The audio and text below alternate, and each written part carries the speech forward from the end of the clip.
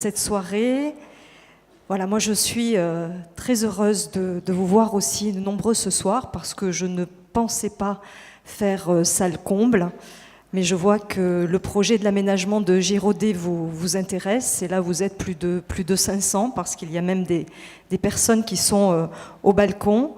Nous allons partager ce moment qui va être consacré à l'avenir de notre ville et en particulier à l'aménagement de l'île Giraudet. Giraudet, c'est ici. Giraudet, c'est la priorité numéro 1 de notre projet urbain, un projet d'ailleurs qui vous a été présenté en juin 2015, ici dans ce théâtre Le Rhône. Et depuis cette date, c'est-à-dire depuis 2 ans, nous avons beaucoup travaillé avec vous, notamment, et nous avons défini une programmation de ce projet urbain par ordre de priorité, puisque je vais juste faire un petit rappel. Ce projet urbain comprend l'aménagement de l'île Giraudet, l'aménagement du centre-ville, et nous parlerons à cette occasion de l'avenue de Lyon, et bien sûr l'aménagement de la cartoucherie. Ce sont des réalisations, pour ces 3 projets, ce sont des réalisations à court terme, puisqu'elles verront le jour durant ce mandat, soit avant l'année 2020. Ce soir, c'est l'aménagement du projet de Giraudet que nous allons vous présenter en détail. Et puis, nous vous présenterons, mais dans une autre réunion publique, le projet de requalification de la cartoucherie, qui aujourd'hui est au stade de la désignation des architectes par la communauté d'agglomération Valence-Roman Agglo, qui en est le maître d'ouvrage. Nous vous le présenterons bien sûr avec les élus de la communauté d'agglomération. C'est un projet de grand parc urbain de 3 hectares qui sera un lieu de détente, un lieu de loisirs, qui sera merveilleusement aménagé tout en conservant les traces de l'histoire. Ce parc jouxtera le pôle image de la cartoucherie, dont la première entité, il y a quelques années, sur le site a été Folle Image. Aujourd'hui, il est devenu un lieu très important et un véritable enjeu économique puisqu'il y a plus de 400 emplois sur le site de la cartoucherie grâce aux activités florissantes du cinéma d'animation qui s'est distingué cette année par 2 fois puisqu'il y a eu 2 Césars qui ont été obtenus par la société Fargo, c'est-à-dire un lieu qui va encore aussi davantage se distinguer puisqu'il va y avoir l'ouverture d'une école du cinéma d'animation par la société Timto. N'oublions pas non plus que certains dessins animés à destination de Walt Disney sortent de la cartoucherie. Puis, le troisième projet que nous avons, et nous avons déjà commencé, c'est l'aménagement du centre-ville de Bourg-les-Valences qui est situé avenue de Lyon. Donc la première tranche a débuté, elle est en voie d'achèvement, comme vous avez pu le voir, puisque nous avons réalisé des travaux de voirie, notamment pour redynamiser notre centre-ville et pour, bien sûr, valoriser nos commerces. Donc ce sont des travaux essentiellement, comme je vous le disais, de voirie, de stationnement minute, de parking végétalisé, d'éclairage public, une roseraie, et d'ici quelques semaines, eh bien, il y aura l'arrivée de palmiers aux abords des commerces. Comme je vous l'ai dit, ces 3 priorités sont des priorités de court terme. Puis viendra, alors je dirais là, dans un moyen terme, donc c'est pas tout de suite, parce qu'on ne peut pas tout faire en même temps, bien évidemment, vous le comprendrez, déjà sur le plan technique et puis sur le plan financier également. C'est une voie qui sera réalisée et qui reste inscrite dans le projet urbain. C'est cette entrée nord de la ville de Bourg-les-Valences, qui est la transformation de l'avenue de Lyon. Alors je vais le dire quand même sur le ton de la boutade, et ça fera plaisir à mes détracteurs, mais ça c'est pas grave, puisque j'avais parlé de l'avenue des Champs-Élysées. Voilà, donc même si cette référence d'une des plus belles avenues du monde, et j'en conviens un peu exagérée, elle permet d'imager cette longue voie urbaine. Alors ce pourra être une avenue avec des alignements d'arbres, des trottoirs larges et confortables, des espaces réservés aux cyclistes, un éclairage public et du mobilier urbain contemporain. Et cette réflexion est déjà engagée avec la communauté d'agglomération, notamment pour la réfection de tous les réseaux et pour l'éclairage public. Et elle va se poursuivre, bien sûr, comme on le fait pour tous les projets, en concertation avec les habitants de la commune et bien sûr les entreprises riveraines de ce secteur. Cette avenue de Lyon, c'est un projet ambitieux. C'est un projet qui est complexe, techniquement, et lourd sur le plan financier. Nous y travaillons et il est cependant trop tôt aujourd'hui de vous donner un calendrier, mais nous vous tiendrons bien évidemment informés. Voilà le cap que nous nous sommes fixés pour le devenir de Bourg-les-Valences, sans oublier bien sûr les autres projets, parce qu'il n'y a pas que ça sur la ville, les autres projets de quartier de la ville, les sujets qui vous préoccupent et les sujets qui vous tiennent à cœur. Alors maintenant, nous allons entrer dans le vif du sujet, dans le menu de ce soir, avec notre projet Girodet. Tout à l'heure, il vous sera présenté, je vais vous présenter les équipes, puis vous verrez des photos, des diaporamas, des explications. Mais tout d'abord, en préambule, l'île Girodet, c'est environ 30 hectares. Et le périmètre d'opération sur lequel les paysagistes et les architectes sont intervenus et travaillent, c'est sur un projet de 11 hectares.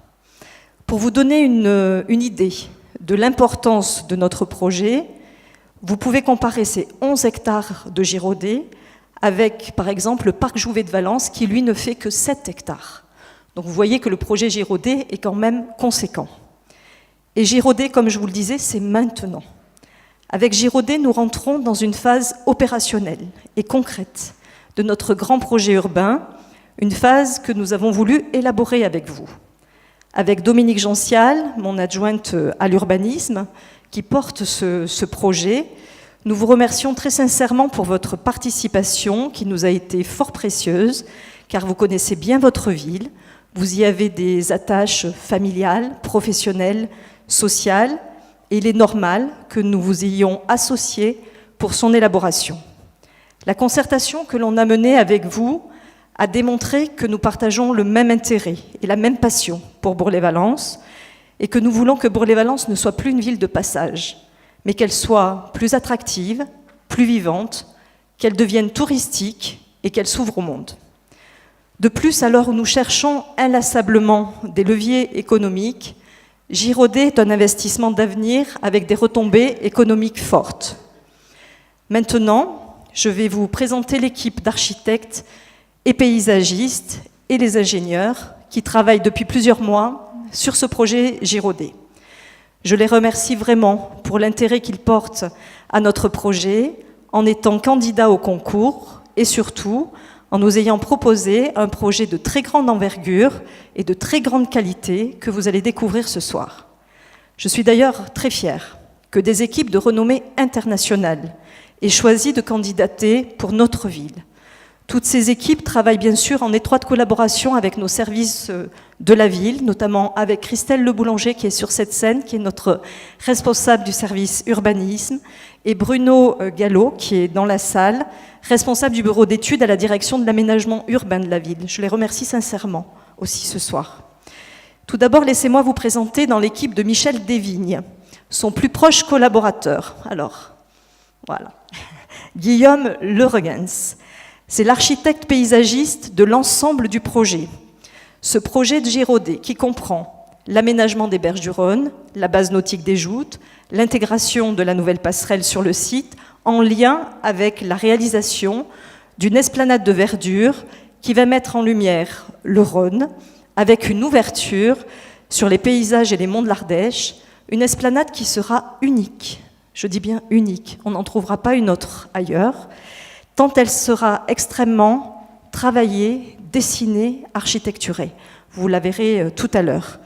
Et Guillaume Leregens est pour les élus et les services de la ville un interlocuteur pertinent, efficace, disponible et à l'écoute de nos demandes. Et je pèse mes mots. Il est aussi, donc, comme je vous le disais, il fait partie de l'équipe de Michel Desvignes. Michel Desvignes qui dirige une agence d'architectes paysagistes qui est située à Paris. Michel Desvignes est diplômé de l'École nationale supérieure des paysages de Versailles. Et il est de renommée internationale parce que son travail est marqué par la rigueur et aussi la contemporanéité. Il a travaillé, il a conçu plus de 350 projets dans 27 pays du monde et a obtenu 11 prix nationaux et internationaux. En France, vous pouvez voir toutes ses réalisations dans les plus grandes villes, Paris, Marseille, Lyon, Bordeaux. Et à l'étranger, vous avez le choix entre les États-Unis, l'Inde, le Qatar, le Liban, la Russie et j'en passe. J'invite les plus curieux d'entre vous à aller voir son site pour mieux connaître le sens de son travail et de ses projets. Votre projet, Guillaume Le Regens et Michel Desvignes, nous a séduits et convaincus parce qu'il apporte une réponse concrète et pertinente à notre volonté de transformer ce territoire qui a été coupé par d'importantes infrastructures routières, ferroviaires, et où se sont construites de manière anarchique des entités sans lien les unes avec les autres. Je remercie aussi Mathieu Mallier. Voilà.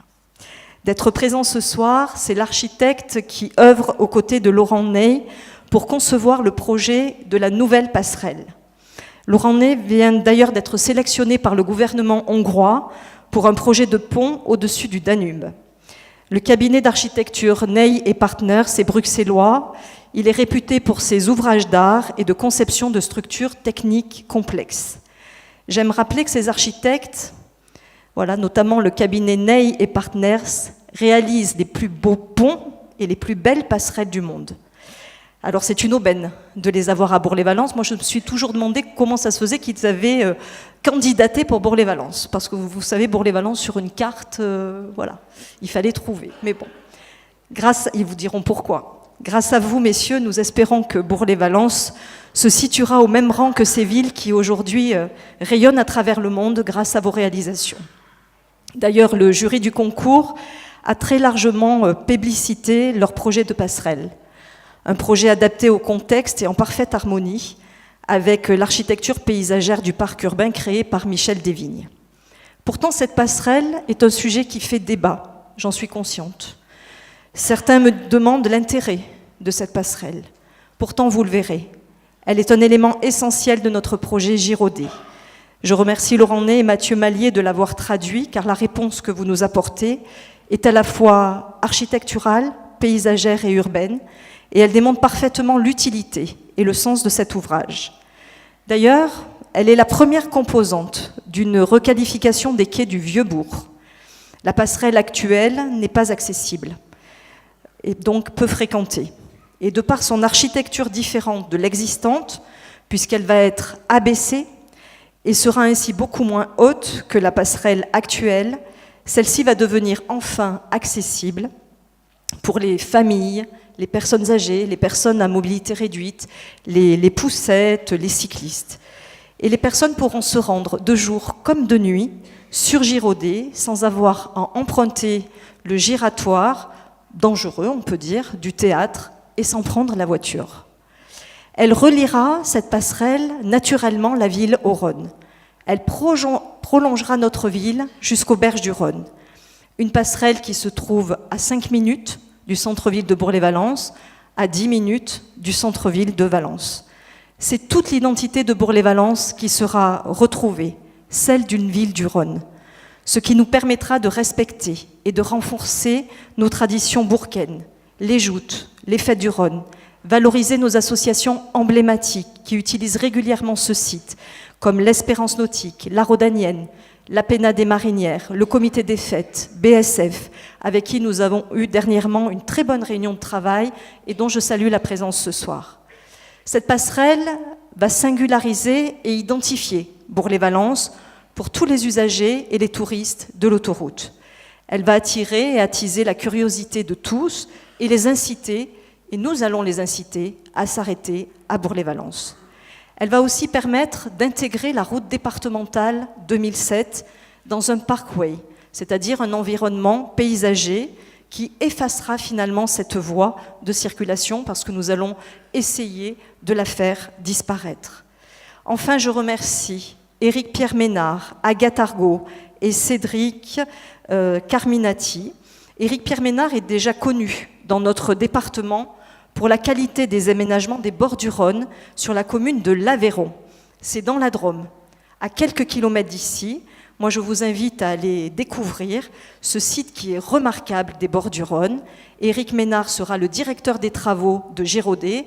Alors du coup, je ne me fais pas de soucis. Agathe Argot dirige la société Scène Publique. Elle est le concepteur lumière du projet.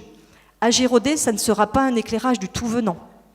Il y aura une vraie scénographie de lumière sur ce site. C'est elle qui a mis en lumière les grandes zones nocturnes du parc du château de Versailles. Et elle est aussi, elle, à Bourg-les-Valences.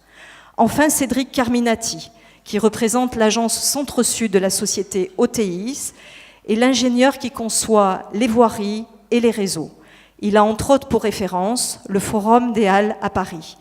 Il a travaillé sur le traitement de la route départementale 2007 en lien avec les services du département que je remercie. Vous verrez toute l'importance de son travail lorsque vous sera présenté tout à l'heure le projet de la passerelle. Avec ses architectes, avec ses paysagistes, qui sont connus nationalement, internationalement, qui vont nous réaliser une belle œuvre sur ce site de Giraudet, c'est le monde entier qui va regarder Bourg-les-Valences. Comme vous l'avez compris, Giraudet est un projet de territoire d'envergure.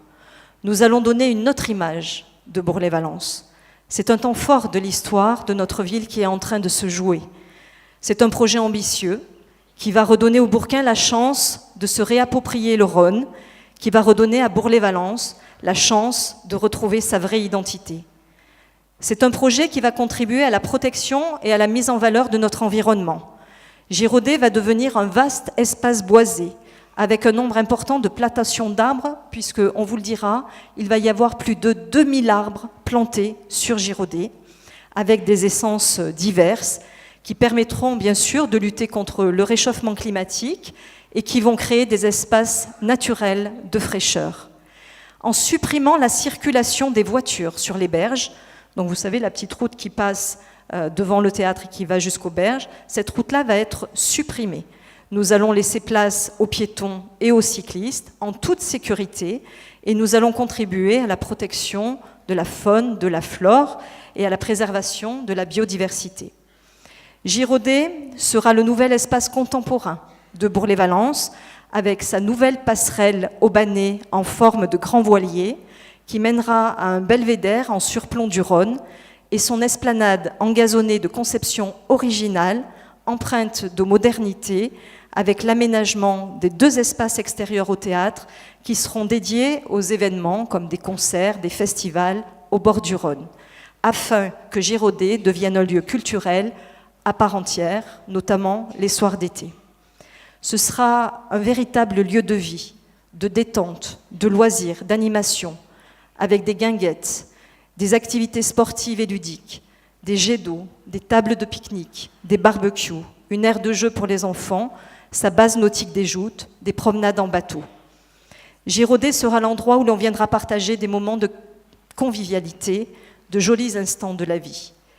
Avec ce projet, c'est toute une stratégie de développement et de renouvellement de la ville que nous mettons en place, qui conduira à un développement des activités culturelles, économiques et touristiques.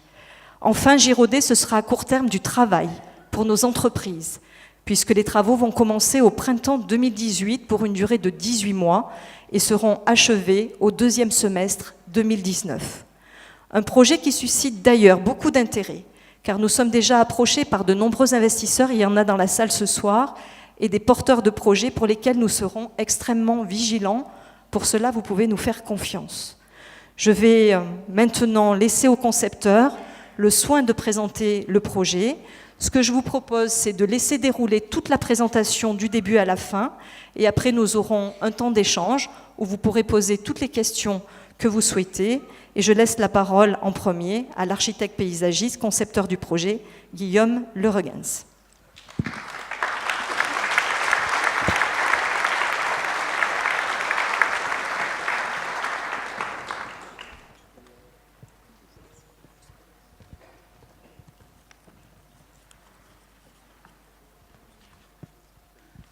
Bonsoir à tous. Donc d'abord une photo du site de l'île Giraudet vers la montagne ardéchoise, avec le Rhône en premier plan. C'est une image forte lorsqu'on est venu pour la première fois sur le site, puisqu'on a trouvé le lieu, en tout cas sur sa façade ouest, particulièrement magnifique. Et pour des paysagistes, avoir déjà un grand paysage comme ça, c'est une très belle opportunité. Et du coup, dans notre projet, on a gardé cette image en tête tout au long de nos études et de nos échanges pour révéler en fait ce grand paysage et qu'il soit quasiment omniprésent sur l'île Giraudet, que le parc des Berges et le projet qu'on va dérouler se tournent vers le Rhône. On a regardé aussi un peu comment ça se passait, le contact entre le fleuve et ses rives, en amont, en aval de Bourg-les-Valences, lorsqu'on est dans une configuration urbaine, en milieu urbain, ou plutôt dans un lieu naturel, avec les méandres que fait ce fleuve à certains endroits, avec des courbes beaucoup plus douces. Et en fait, sur l'île Giraudet, du coup, l'île a été endiguée, donc on est sur une digue relativement raide et monotone sur l'ensemble de son linéaire par rapport au fleuve. Et puis, ce site porte déjà le nom d'une île Giraudet, mais on n'avait pas vraiment l'impression, quand on parcourt l'ensemble de cette île de 30 hectares, ou en tout cas sur sa partie sud de la douzaine d'hectares sur lesquels nous avons travaillé, d'être vraiment sur une île. Donc ça a été aussi un de nos objectifs prioritaires dans le développement de notre projet, de retrouver l'insularité de cette île en travaillant aussi pas uniquement sur la rive du Rhône, mais aussi sur sa façade côté ville, le long des infrastructures routières. Donc on a vraiment recherché dans notre projet à travailler sur l'ensemble de ce territoire. Ce qui nous a aussi marqué en arrivant à Bourg-les-Valences, c'est le nombre d'équipements qui existent et qui fonctionnent sur cette île Giraudet, avec le théâtre dans lequel nous nous trouvons, les terrains de football, les boulodromes. Tous ces usages et toutes ces activités sont une opportunité pour vivre et animer un parc comme celui-ci. Et donc, dans le programme de la ville de Bourg-les-Valences qui nous a été confié, il y avait, entre autres, la création d'une esplanade pour le théâtre du Rhône. Et en fait, ce théâtre qui se situe sur l'île Giraudet, tout de suite, on a pensé à ce que cette île Giraudet devienne une île-parc, le parc de la ville de Bourg-les-Valences. Et du coup, on a cherché comme référence des théâtres qui sont implantés dans des parcs, sans être sur un bâtiment, sur une grande zone de parking. Et du coup, on a pensé aux théâtres qui sont dans les jardins des Champs-Élysées, de part et d'autre du fameux axe historique parisien, avec le théâtre de Marigny et le théâtre du Rond-Point, qui sont des bâtiments modestes, mais encadrés dans un écrin de verdure. Et du coup, on a gardé aussi cette image en tête pour intégrer le théâtre du Rhône au sein de l'île-parc Giraudet. Une seconde référence qui, chez les paysagistes, est très connue, c'est le Grand Pasquier à Annecy, qui est cette grande pelouse, cet grand espace public en plein milieu du centre-ville de la ville d'Annecy, qui offre aussi une très grande vue, alors pas sur un fleuve, mais sur le lac d'Annecy, avec la montagne en second plan. Et en fait, cette pelouse permet une multitude d'activités, d'usages tout au long de l'année pour la ville d'Annecy. Et on s'est dit que sur l'île Giraudet, l'esplanade du théâtre pouvait être l'opportunité justement d'avoir une grande esplanade engazonnée qui allait servir aussi de support pour les activités et les usages du parc de l'île Giraudet. Donc voici notre plan masse projet que je vais détailler étape par étape. Je vais d'abord commencer par l'esplanade du théâtre, puisque c'est dans le bâtiment dans lequel nous nous trouvons. Et donc on ne part pas de rien, on ne crée pas un parc au milieu des champs, on est ici on vient valoriser un parc qui préexiste déjà. Donc on va travailler avec l'existant et on a fait le choix d'inscrire donc le théâtre du Rhône dans un futur parc dont l'esplanade va se développer entre le parvis du Rhône, par lequel nous sommes tous rentrés ce soir, et le fleuve, en ouvrant vraiment la vue depuis le parvis haut du théâtre vers le fleuve et puis vers le département de l'Ardèche sur l'autre rive. Donc je vais parler au cours de la présentation du projet de l'esplanade du théâtre, du parvis haut qui correspond au cercle immédiat du bâtiment qui permet la logistique et les accès au site, puis une grande esplanade engazonnée de 4000 m² qui va rejoindre le haut de la digue du Rhône, qu'on va venir sculpter sous la forme d'un amphithéâtre informel en offrant une multitude de cheminements jusqu'à une scène, un parvis bas qui sera plus proche et à proximité plus du fleuve et de l'eau. Ici, on a une vue en coupe de l'existant du site en haut en noir et blanc, avec le bâtiment sur notre droite, l'esplanade actuelle qui fait office de parc de stationnement, l'allée Révol qui passe ici le long entre la ligne de part et d'autre de l'alignement de platanes et peupliers, puis la digue avec sa ripisylve plus ou moins naturelle qui dissimule beaucoup la vue sur le Rhône. Donc on vient dégager, on revoit ici un rappel du plan masse, on vient dégager une grande esplanade engazonnée qui part en pente douce depuis le parvis du Rhône, donc avec une pente à 2% qui va permettre l'installation de multiples activités et usages, puis une sorte de glacis enherbé un peu plus raide, mais qui est sculpté et parsemé de différents cheminements qui vont multiplier les promenades et les parcours sur cette île Giraudet, puisqu'actuellement, la promenade principale, on est en haut de la digue, entre le talus boisé, arboré, et puis l'allée Révol, où passent les circulations automobiles. Donc demain, il n'y aura plus de circulation automobile sur ce segment du parc, et puis on aura la possibilité de cheminer sur la partie haute, comme aujourd'hui, de la digue, mais aussi avoir une multitude de parcours intermédiaires qui vont offrir différentes possibilités de vue et d'observation sur le paysage immédiat du Rhône, mais aussi sur le grand paysage, sachant que toutes ces promenades seront agrémentées de bancs et d'assises pour pouvoir se poser et profiter pleinement de ce parc. Quelques vues en perspective. Donc ici, c'est une image avec un petit événement sur le parvis haut du théâtre. Donc c'est juste en sortant du théâtre, on a ce premier parvis minéral et puis on voit cette esplanade engazonnée qui va jusqu'au fleuve. Et de part et d'autre, pour que cette esplanade existe, on vient renforcer les plantations. Donc il y a beaucoup d'arbres sur l'île Giraudet. On vient les compléter et en planter d'autres et travailler avec les arbres existants. Une seconde vue où on s'avance un petit peu sur l'esplanade, qui est parcourue de différents cheminements, dont un petit peu plus large qui correspond au support de la Via Rona, donc pour les cyclistes qui arriveront du nord ou du sud d'ailleurs, puisqu'elle est dans les deux sens, et notamment pour ceux qui arriveront du nord. Ils sont sur une grande ligne droite qui longe le fleuve canalisé pendant plusieurs kilomètres. Et en arrivant sur l'île Giraudet et face au théâtre du Rhône, la Via Rona, la piste cyclable, va faire une boucle pour venir se rapprocher du théâtre et éviter ainsi le talus qu'on vient sculpter jusqu'au Rhône. Mais c'est aussi pour marquer aux cyclistes qu'on arrive en centre urbain, on arrive en ville, et on est ailleurs que le long de la Via Rona en pleine nature, comme on peut avoir en amont et en aval de l'agglomération. Voilà, une troisième perspective où là on s'approche nettement du Rhône. Donc effectivement, pour faire ces vues et ce projet, on va abattre un certain nombre d'arbres qui sont notamment dans l'axe de l'esplanade, mais on va aussi en replanter beaucoup de part et d'autre. Ici, on est au sommet de cet amphithéâtre informel qu'on a voulu sculpter la digue et venir créer plusieurs cheminements en béton qui viennent épouser la forme de ce relief qu'on vient sculpter et qui permettent de descendre petit à petit et en douceur, beaucoup plus lentement et beaucoup plus confortablement que la digue existante empierrée qu'on retrouve sur l'ensemble de l'île Giraudet.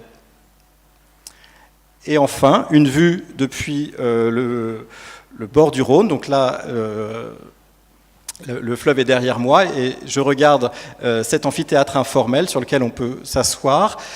Au loin, on aperçoit le théâtre du Rhône, et puis ce parvis bas qui est minéralisé peut aussi servir de scène pour des spectacles de plein air en extérieur, notamment à la belle saison.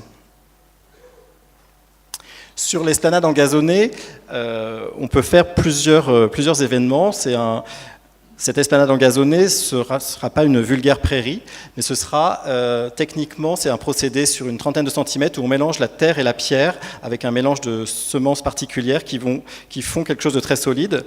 On a pris la décision que cette esplanade de 4000 m² sera irriguée pour qu'elle soit confortable toute l'année et pour avoir ce rendu possible toute l'année. Et puis, elle pourra accueillir différents festivals, différents événements, puisque ce sol renforcé permet de supporter le piétinement et puis l'installation de quelques véhicules ou de scènes et de chapiteaux.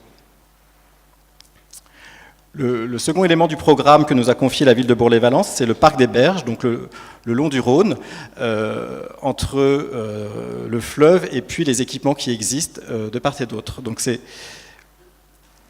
ça part du coup de l'esplanade du théâtre jusqu'à la base nautique au sud de l'île. Encore une petite coupe de principe sur l'existant avec la circulation automobile sur l'allée Révol, les plantations denses sur la digue du Rhône, le stationnement des véhicules aussi à proximité immédiate des terrains de sport, et puis le projet qu'on envisage en venant sculpter la végétation. On ne va pas faire tabula rasa et tout supprimer pour planter des jeunes arbres, on va conserver beaucoup d'arbres existants, mais on va intervenir avec des tailles de nettoyage et d'élagage pour libérer des vues au travers des arbres existants, et puis créer des chemins sur la digue. Par ailleurs, on viendra aussi renforcer par de nombreuses plantations de jeunes petits arbres pour avoir cet effet d'écrin sur l'ensemble de l'île Giraudet qui va participer à la nouvelle image de ce parc, de cette île-parc. Voilà une vue en perspective du sud de l'île Giraudet, avec là aussi une ouverture sur le bassin de Joutes et la création de plusieurs cheminements possibles, plus ou moins proches du fleuve. Donc c'est vrai que ce projet de paysage, c'est avant tout un projet végétal avec le travail et la sélection de la végétation existante. On va effectivement supprimer à peu près 200 arbres, mais on va en planter, comme disait Madame le maire tout à l'heure, un peu plus de 2000 pour renforcer ce caractère et vraiment supprimer complètement la présence de la voiture dans le parc et la présence de l'aspect voirie qu'on trouve aujourd'hui entre des espaces piétons et des espaces dédiés à la voiture. Donc c'est par la multiplication de ces plantations, on aura vraiment l'impression de rentrer sur l'île Giraudet et de pénétrer un nouveau parc. Pourquoi est-ce qu'on plante autant d'arbres? C'est parce qu'on prend le parti de les planter très petits, mais pas forcément isolés les uns des autres, et puis on va attendre 20, 30, 40 ans qu'ils se soient suffisamment développés pour avoir une vraie présence. C'est quelque chose qu'on pratique dans différents... que Michel Desvignes pratique depuis une vingtaine d'années dans différentes villes et dans différents pays, c'est-à-dire planter des arbres très très denses, petits, ce qui permet d'avoir une présence immédiate. Certes, on n'a pas la grande hauteur des arbres, mais on a une densité de troncs et des masses qui permettent de faire des écrins et d'orienter les vues comme on le souhaite vers le grand paysage, principalement ici. Et puis aussi travailler sur la végétation existante en supprimant quelques arbres qui sont en plus ou moins mauvaise santé ou qui gâchent des vues comme certains massifs de conifères. Ce renforcement du projet végétal va aussi favoriser la biodiversité et on va conserver quelques-uns des arbres existants qu'on va abattre pour, à certains endroits ciblés du projet, favoriser le développement de la faune et de la flore. Au sein de ce méandre de chemin ici qu'on voit sur cette vue en plan, donc avec le théâtre ici, les terrains de foot, donc ce méandre de chemin au droit de l'esplanade, la Via Rona, on vient créer ici, entre le boulodrome et le terrain de foot, un belvédère sur le Rhône, puisque ce qui nous a paru important, c'était d'offrir des vues sur le grand paysage et sur le fleuve à différents niveaux de promenade et de parcours de l'île Giraudet. Donc on les a sur l'esplanade et ici, dans l'axe de la passerelle existante et de la future passerelle, un belvédère qu'on voit ici en image 3D, qui vient en porte-à-faux un petit peu sur le fleuve comme ça et qui ouvre aussi un autre point de vue vers le grand paysage. Autre élément clé de l'aménagement de l'île Giraudet, avec l'esplanade, le belvédère, c'est la base nautique au sud de l'île, où là aussi il y a une très belle végétation qui existe, il y a beaucoup d'usages et d'activités qui sont présentes sur le site. C'est donc de conserver tous ces atouts et de valoriser les lieux en transformant certains cheminements, en apportant du mobilier à d'autres endroits, et puis aussi en venant créer des bosquets, des nouveaux bosquets de plantation qui viennent ici un petit peu isoler le parc et la base nautique de l'allée André Révol qui est sur cette partie sud et conservée pour irriguer et accéder à l'ensemble des activités présentes sur le sud de l'île en véhicule. On vient notamment rénover les gradins du bassin de Joutes. Cette image, c'est pour vous parler des revêtements de sol qu'on va mettre en place. On a opté pour des cheminements étroits mais nombreux qui vont favoriser les promenades et les parcours en travaillant avec un béton clair sablé comme sur l'image de gauche et en travaillant les pentes pour que l'ensemble de ces cheminements soit accessible à tous. Sur d'autres lieux, notamment, on va aussi refaire les parkings à l'entrée de l'île Giraudet, que ce soit pour le théâtre du Rhône d'une part, ou pour l'accès au centre-ville et à la base nautique, avec là des matériaux plus standards, moins coûteux, qu'on retrouve traditionnellement sur les zones de stationnement. Mais ces parcs de stationnement seront aussi densément plantés, puisqu'ils appartiennent au parc de l'île. Ici, quelques exemples des équipements qui vont être mis en place sur le nouveau parc de l'île Giraudet, avec un renfort des tables de pique-nique, la présence de barbecue, des fontaines à boire, et puis 2 types de mobilier. Un mobilier un peu plus solide pour les zones inondables du parc, en partie basse, proche du Rhône, et puis un mobilier plus confortable sur les parties hautes du terrain et de la digue. Au cœur de ce parc aussi, à proximité immédiate des terrains de foot, on va créer une grande aire de jeux et de jeux aqualudiques de plusieurs centaines de mètres carrés, qui sera lové aussi dans des bosquets d'arbres, et ça va être un des équipements forts de cet aménagement. On travaille donc avec Agathe Argot de Scène Publique, qui est une conceptrice lumière, qui a imaginé pour le projet de l'île Giraudet 2 types d'éclairage. On va avoir un éclairage pratique et indispensable pour notamment les abords du théâtre et les parcs de stationnement, puisque c'est plutôt un équipement qui est utilisé le soir.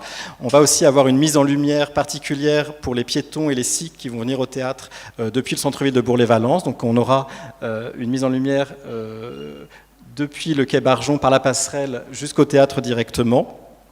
Ailleurs, on est sur un parc qui sera moins utilisé la nuit, et du coup, sur le parc des Berges jusqu'au bassin de Joutes, on a un balisage, donc on ne sera pas dans le noir total, mais on a un balisage moins lumineux qui permettra de se promener à la belle étoile.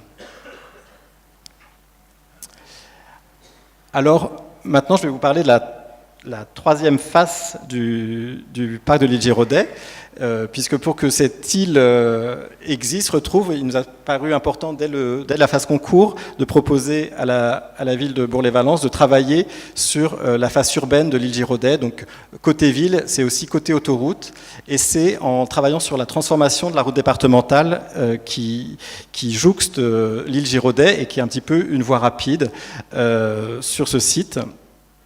Donc on a voulu aussi ici que quand on traverse cette route départementale et qu'on longe l'île Giraudet, qu'on ne soit pas sur une route traditionnelle d'entrée de ville, mais qu'on arrive dans un parc, aussi en voiture. On a utilisé le mot parkway, qui sont ces grandes artères mises en place aux États-Unis à la fin du 19e pour irriguer les villes, mais qui sont densément plantées avec de larges terre-pleins. Donc c'est un peu cette idée qu'on avait pour la transformation de la route départementale le long de l'île Giraudet. Donc on travaille actuellement avec les services départementaux de la Drôme sur ce sujet. Ce plan est un petit peu long à se mettre à s'ouvrir, mais on a ici une coupe au droit de la passerelle, mais je vais laisser parler Mathieu Mallier tout à l'heure sur ce sujet. Dans tous les cas, ce qu'il faut comprendre, c'est qu'on va déplacer un petit peu la route départementale plus proche de l'autoroute et on va un petit peu l'encaisser au même niveau que l'autoroute. Cet encaissement, il aura aussi un effet positif par rapport au bruit qu'on retrouve après sur l'île Giraudet. Le fait de jouer avec des différences de niveau, c'est ce qu'on fait sur l'esplanade du Rhône, ce qu'on fait avec le Belvédère, mais c'est ce qu'on fait aussi avec la route départementale. Ici, enfin, le nouveau schéma de circulation d'accès à l'île Giraudet, puisque certes, les cycles et les piétons sont favorisés dans ce projet de transformation de l'île, mais il y a un certain nombre d'accès véhicules qui sont garantis, que ce soit par le sud avec l'entrée qui est, pardon, ça va trop vite, qui est située à proximité immédiate de l'autopont. Et puis par le nord, il y a toujours l'entrée depuis le giratoire du Rhône qui est conservée, avec le parking sur lequel certains d'entre vous se sont stationnés aujourd'hui, entre le théâtre et l'hôtel Akena, qui est conservé et transformé aussi par de généreuses plantations. Et puis une deuxième poche de parking qui est créée ici entre la route départementale et le théâtre du Rhône, qui permettra d'accéder à la création d'un autre parking à proximité plus proche du centre-ville et de la passerelle, et surtout aussi le nouveau qui servira, je pense, pour les utilisateurs des terrains de foot et du boulodrome. Enfin, sur la partie sud de l'île Giraudet, il y a un petit parking pour les associations des bassins de joutes qui est conservé ici de part et d'autre des bâtiments, et puis un parking plus important qui va être créé sur l'emprise de l'ancienne route départementale au droit des activités du boulodrome et de l'accès à la passerelle vers le quai Barjon. Voilà le plan de synthèse de ce paysage avec les principales entités qu'on revoit ici en plan. Donc la Via Rona qui arrive du nord, qui va faire une révérence à l'esplanade du Rhône ouverte sur le fleuve et le grand paysage. Puis elle repartira ici pour passer entre les terrains de football et le boulodrome et franchir les infrastructures routières par la nouvelle passerelle. Ailleurs, une multitude de cheminements et de parcours possibles en travaillant sur l'épaisseur de la digue du Rhône, ici en passant vers le Belvédère qui va ouvrir de nouveaux points de vue aussi sur ce coude du fleuve, et puis différentes promenades qui vont permettre de cheminer jusqu'à la base nautique qui va être rénovée. Et l'ensemble de nouvelles plantations qui vont venir agrémenter et multiplier les points de vue et les lieux où se positionner. Ici, au cœur du dispositif, la future aire de jeu qui sera facilement accessible depuis l'axe passerelle Via Rona. Voilà pour la présentation du paysage de ce projet ambitieux avec lequel on a beaucoup de plaisir, pour lequel on a beaucoup de plaisir à travailler depuis maintenant 1 an.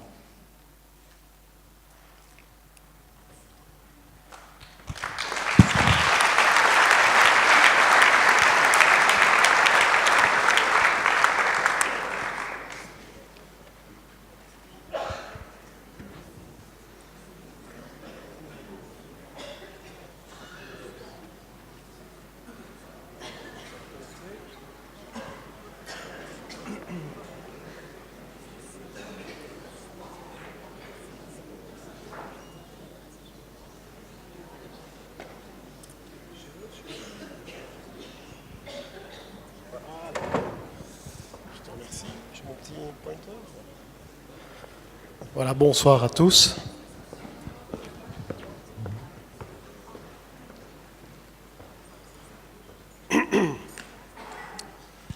Donc je vais vous présenter le projet de passerelle.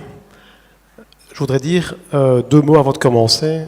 D'une part, c'est que ça fait peut-être maintenant 15-20 ans que je travaille sur des projets de passerelle et de ponts à travers l'Europe, même le monde, puisque j'ai travaillé également en Inde, par exemple, en Chine, au Japon, en Angleterre, voilà. Et j'ai, je pense, jamais vu autant de monde à une réunion publique. Et donc, je trouve que c'est très enthousiasmant de voir que tout le monde s'intéresse à des projets d'aménagement paysagers, mais également à des projets d'infrastructure. Et donc ça me fait très plaisir de pouvoir parler devant vous ce soir.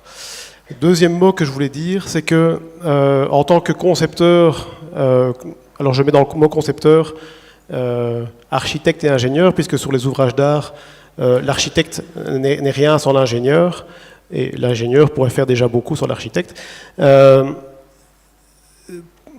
L'architecte et l'ingénieur, c'est-à-dire les concepteurs en général, ne sont rien sans l'ambition du maître d'ouvrage.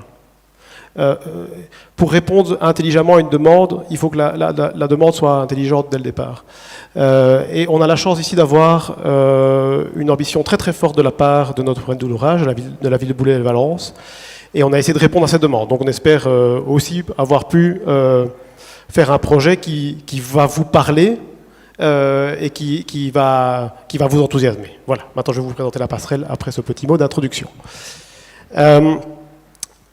Bon, concevoir une passerelle, c'est un exercice un petit peu difficile. Il faut qu'on parte de certaines accroches pour ça. Toutes les passerelles ne se valent pas et on ne peut pas mettre toutes les passerelles partout. Donc, chaque ouvrage d'art est unique par rapport à un lieu et répond à des contraintes spécifiques. Alors, souvent, ce qu'on fait pour trouver des accroches, c'est aller voir dans l'histoire. L'histoire nous parle toujours tous beaucoup. On a vu que Bourg-les-Valences était un lieu ouvert sur le fleuve, qui a subi quelque chose d'un petit peu difficile dans les années 50-60, qui était la couverture du bras du Rhône pour en faire l'autoroute. Alors, à toute chose malheur est bon, on a vu quand même que l'île Giraudet a pu quelque part se préserver de l'urbanisation grâce à ce faisceau d'infrastructures. Donc, c'est une manière de voir les choses qui est plus positive.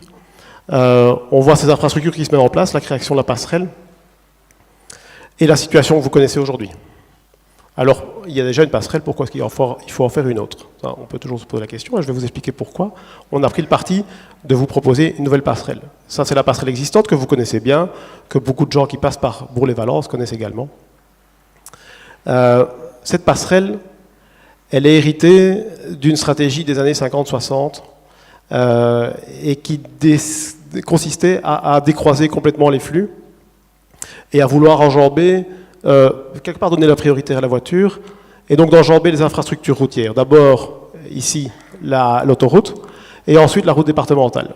Ce dessin est intéressant pour comprendre pourquoi la passerelle est faite comme ça, parce qu'on voit que les gabarits, qui sont les hauteurs libres nécessaires pour faire passer les camions ou les convois exceptionnels, les gabarits sont assez hauts, et nécessitent en ce point-là, puisque c'est là le point le plus critique, de monter très haut par rapport au niveau du quai Barjon pour pouvoir franchir l'ensemble de ces infrastructures. Tout ça pour vous dire que nous sommes avec une ligne de foulée, c'est-à-dire la ligne sur laquelle on marche, à plus de 8 mètres.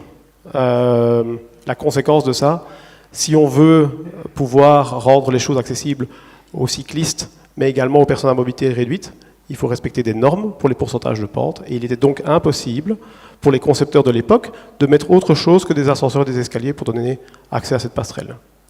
Malheureusement, les ascenseurs, ça tombe en panne, et si on les entretient pas, il n'y a plus personne qui utilise la passerelle. Et c'est ça qui s'est passé.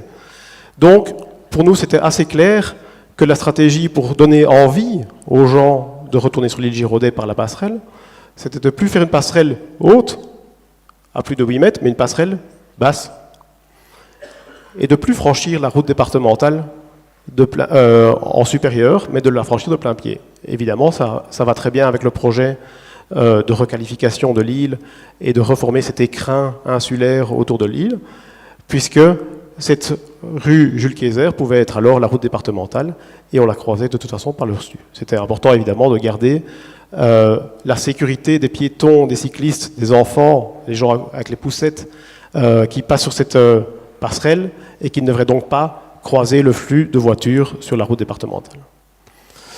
Donc la conséquence de cet abaissement de la ligne de foulée de plus de 2 mètres, puisqu'on passe de 8 mètres à 6 mètres, c'est qu'une rampe devient impossible du côté du quai Barjon. On évite dans la nouvelle passerelle toute intervention d'ascenseur, ce qui permet évidemment du coup de ne pas avoir d'entretien non plus. Voilà. Donc ça c'est la situation actuelle avec la nouvelle RD, je viens de vous l'expliquer, et cette rampe. Bien, on a notre ligne de foulée, on a les choses en élévation, comme on dit dans notre langage. Il faut mettre les choses maintenant en plan. Et de nouveau, il faut trouver des accroches. Alors, quelles sont les accroches?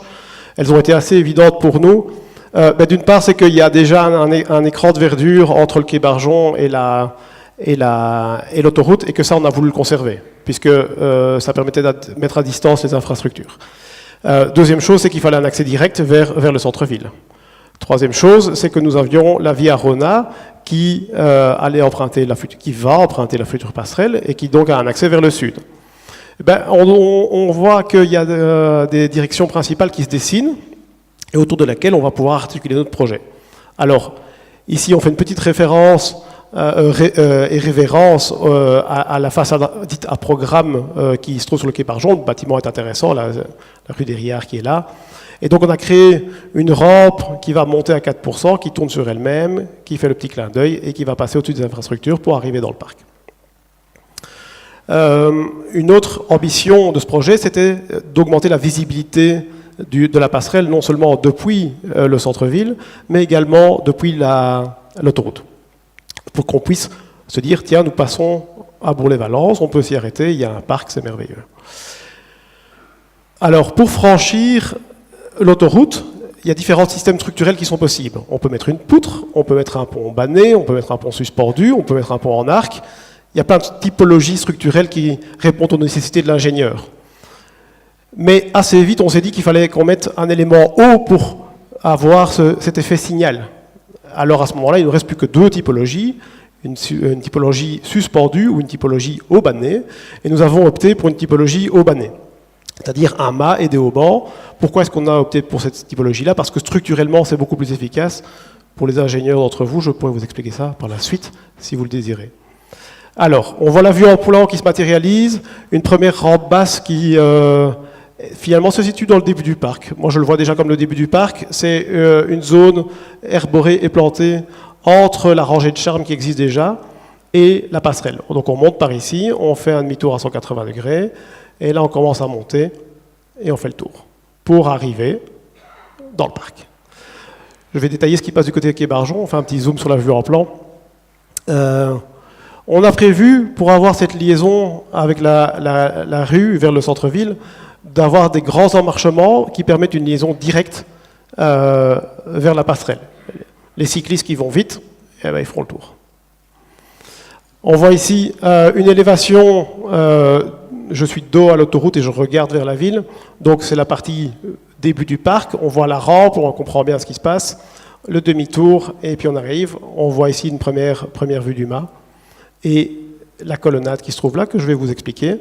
Donc à partir d'un certain moment, on a une hauteur suffisante pour que la passerelle devienne également un espèce de petit auvent. Donc cette colonnade, elle répond quelque part à une façade urbaine, non, ça c'est plus des considérations d'architecte et d'urbanisme, mais la façade ici, elle répond plutôt à la façade de maison qui se trouve en face. L'autre côté, c'est déjà le parc, là on est encore dans la ville. On voit bien l'accès via le grand emmarchement à la passerelle, et on comprend le principe. Cette colonnade, elle est déjà en semi-transparence pour donner un maximum de visibilité. Quelques vues.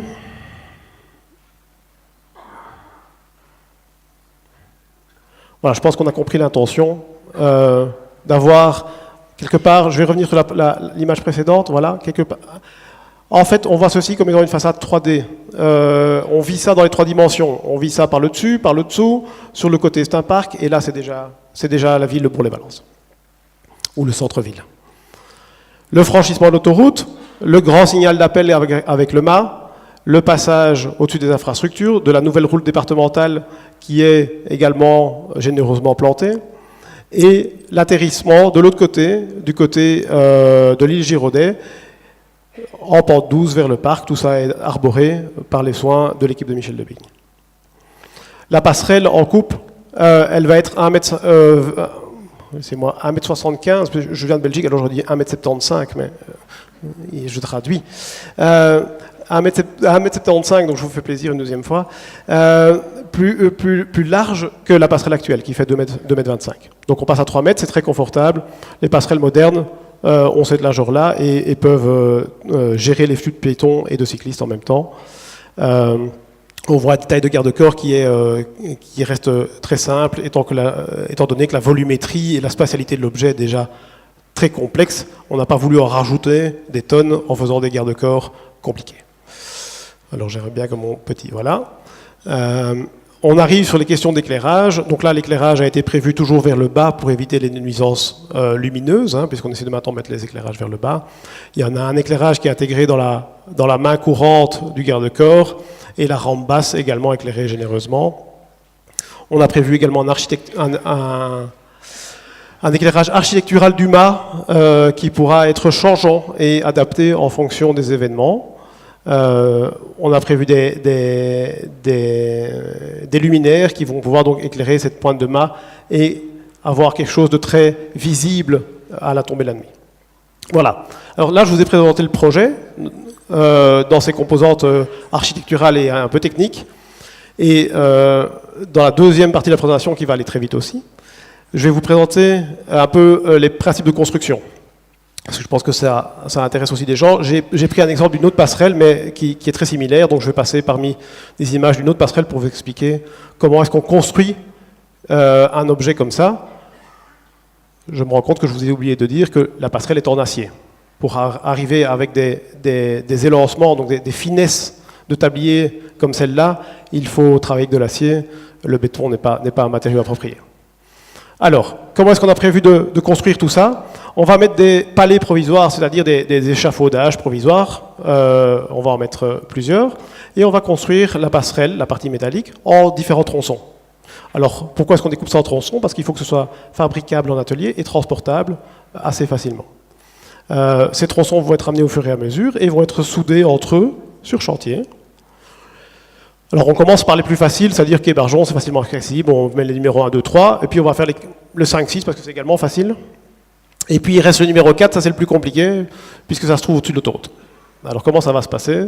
Ça va très bien se passer.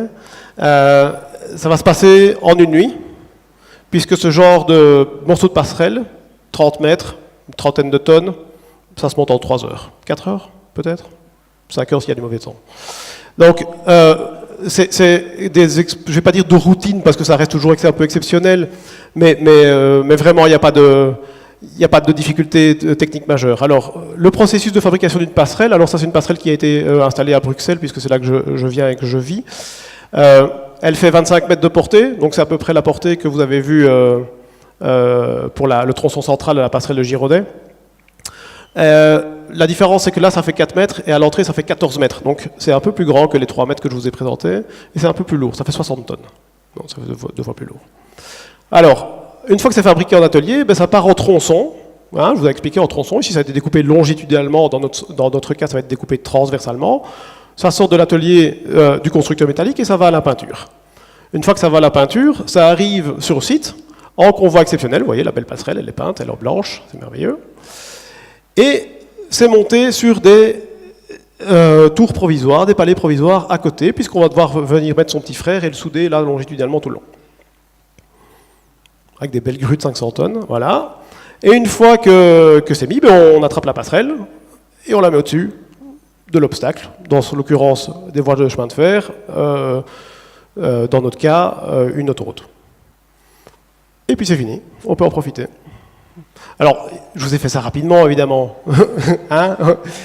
mais néanmoins, c'est le principe.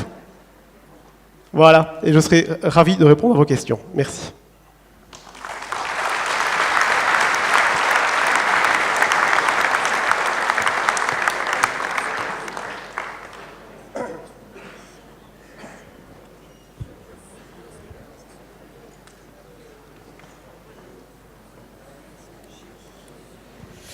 Bien, merci beaucoup pour votre attention. Donc, la présentation de l'ensemble du site de Giraudet vient de vous être proposée. Voilà, que ce soit l'aménagement des berges, l'esplanade de verdure, la passerelle. Maintenant, bien, nous allons laisser la parole à la salle. N'hésitez pas à nous poser toutes les questions que vous souhaitez. Voilà, même les questions qui vous paraissent peut-être anodines ou osez, en tout cas. Osez nous poser toutes les questions sur le plan de la technicité, sur le plan de l'architecture, sur tous les plans. Voilà. On va passer dans la salle avec des micros pour qu'on puisse bien vous entendre. Voilà. Allez-y. Alors, puisque les questions anodines sont permises, je voudrais savoir où vous allez mettre vos guinguettes. Alors, oui, donc effectivement, là, on vous a montré la première étape, hein, qui est cette étape paysagère et construction de la passerelle. Ensuite viendront le temps de l'animation par différents investisseurs qui sont intéressés pour s'installer. Et il faut effectivement trouver les emplacements qui vont bien, et notamment les emplacements des guinguettes. On a plusieurs choix possibles. Il faut d'abord qu'on voit parmi l'ensemble des investisseurs qui souhaitent s'installer jusqu'où les idées qui sont aujourd'hui que des idées vont aboutir ou pas. Et en fonction de ça, on installera les guinguettes. Ces guinguettes, elles peuvent être installées de manière permanente ou elles peuvent simplement être installées de manière éphémère, comme on dit maintenant, hein. Il existe souvent des bars éphémères, donc ça peut également être éphémère, c'est-à-dire s'installer pour 2 mois d'été et puis plus après. Donc tout dépendra du choix des investisseurs, et cette étape-là, nous la verrons dans un deuxième temps.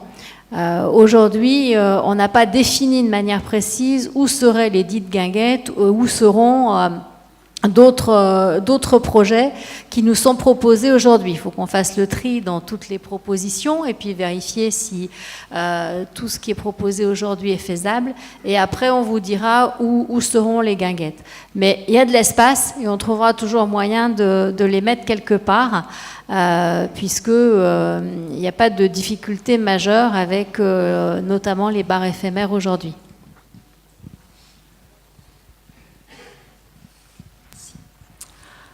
Moi, j'ai 2 questions à poser.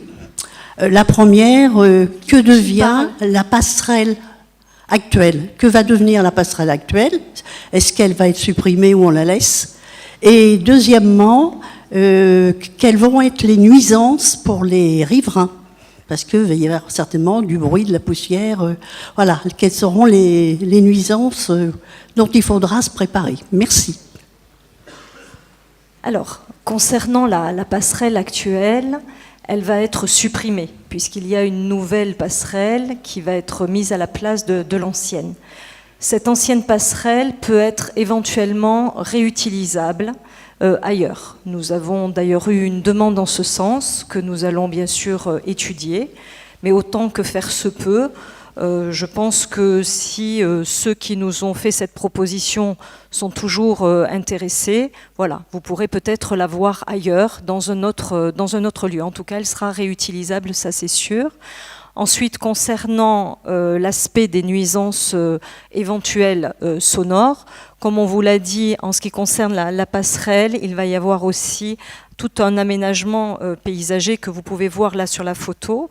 Et ça rentre dans le cadre du plan autoroutier, puisque j'ai rencontré l'État, notamment Monsieur le Préfet, et Vinci Autoroute, puisqu'il est question aussi de rajouter des murs anti-bruit. Mais là, nous sommes en négociation, tant avec l'État qu'avec Vinci Autoroute. Oui, je ne sais pas, madame, si votre question, elle était sur les nuisances à long terme ou sur les nuisances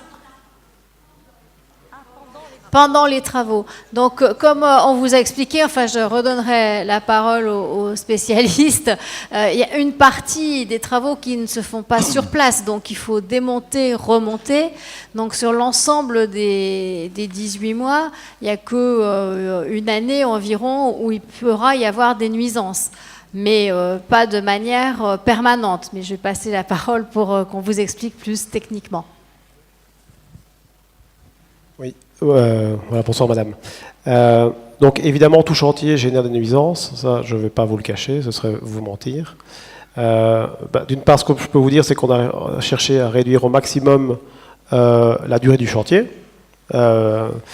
Et par le travail avec de l'acier, donc c'est-à-dire que l'ensemble des tronçons sont fabriqués en atelier, En fait, le travail sur place du montage de ces tronçons, c'est un jour pour le montage, et puis il y a le soudage pendant 15 jours, et puis le tronçon suivant arrive. Mais souder ne provoque pas de nuisance particulière, c'est le transport et la grue qui causent des nuisances.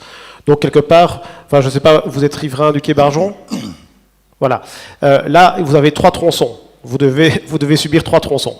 Donc vous avez 3 jours problématiques. Alors ça, c'est pour la partie métallique. Et ensuite, vous avez la partie béton, hein, donc toute la partie, la rampe, les terrassements, etc. Et là, globalement, c'est un chantier qui durera la journée, en dehors les heures autorisées par la ville. Et donc, elles seront limitées durant les heures de travail normales. On limite au maximum les nuisances.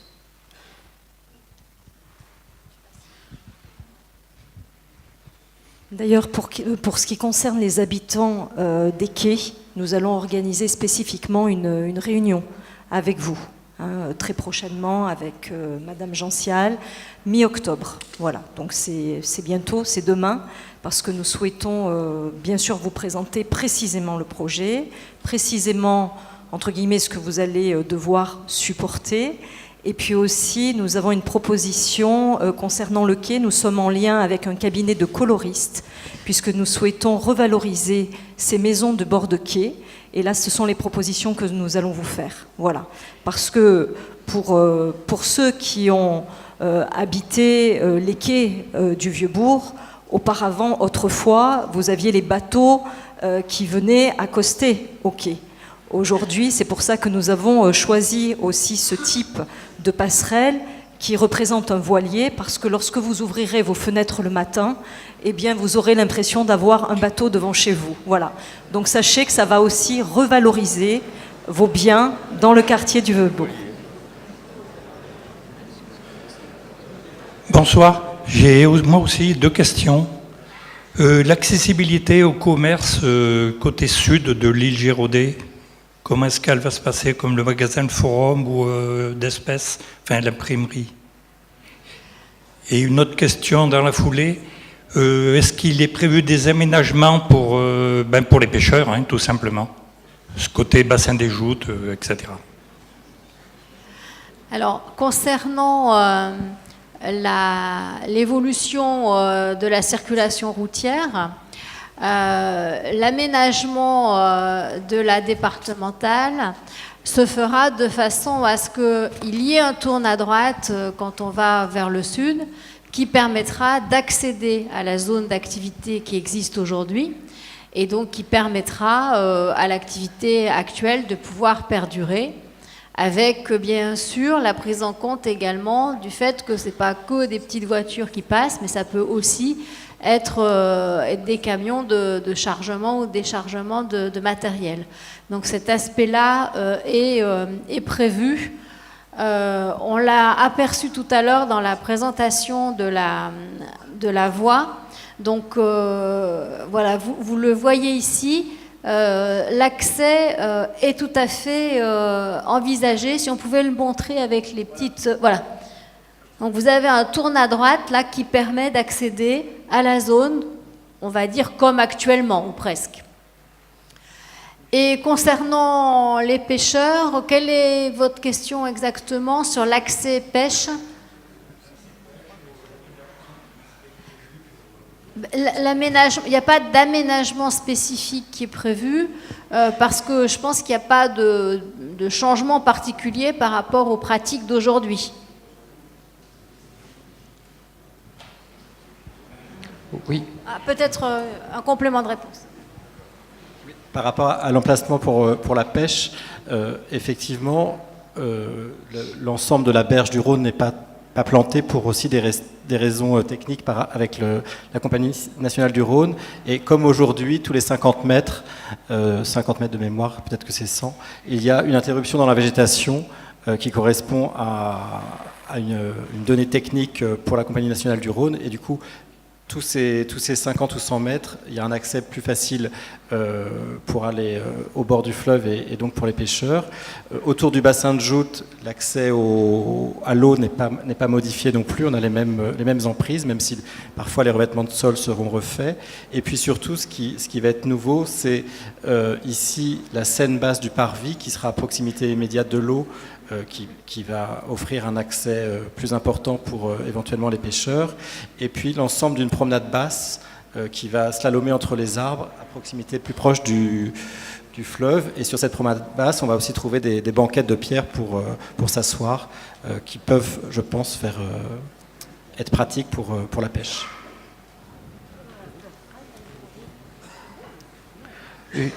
Une question pour la Virona. Au fond de la salle. Non. Ah bon. Je pose ma question sur la Virona. Excusez-moi. Oui, excusez-moi. Donc, oui, je travaille sur l'île Girodet. Et on constate donc que la Virona a une portée locale par la promenade, mais aussi nationale, voire internationale. Parce qu'on constate plein de touristes étrangers qui arrivent d'ailleurs et qui sont pour l'instant assez perdus en arrivant sur le site du théâtre Girodet. Donc, par votre présentation, on comprend que la perspective d'une continuité sécurisée vers l'épervière est abandonnée, accrochée à l'autoroute, ce qui peut être regrettable.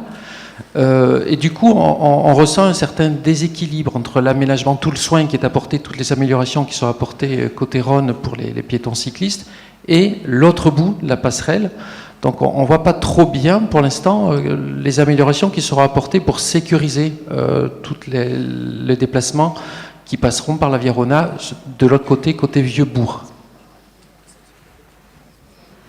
Écoutez, pour l'instant, nous, on a bien identifié la zone sur laquelle on avait l'intention de travailler, hein, qui porte sur ces 11 hectares.